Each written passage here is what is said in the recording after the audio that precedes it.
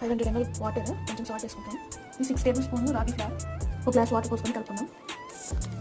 ఈ water boil అయింది, సిమ్మర్లో పెట్టేసుకుందాం. ఇది మిక్స్ చేసుకుందాం. ఇది బాగా మిక్స్ చేసుకుందాం. చూడండి తిక్కగా అయిపోయింది. ఇలా లంప్స్ లేకుండా కట్టుకోవాలి. ఇలా బబుల్స్ వస్తుంది. సో ఇది కుక్ అయిపోయింది. కట్టేద్దాం. ఇది రాగులు తీసుకొని బాగా కడిగి నీట్గా ఆరపోసి పొడి చేసింది. ఒక స్పూను, ఒకరికి ఒక టేబుల్ స్పూను, 6 మెంబర్స్కి ఇది మళ్ళీ రేపు డైల్యూట్ చేసుకొని తాగొచ్చు. ఇది ముందు రోజు కాచుకున్నాము. సో అది 2 స్పూన్స్ వేసుకుంటాము. చల్లగా కడిగిన ఉంటాయి కర్డ్ వేసుకుంటాము. ఇలా చిలుపుకున్నాము.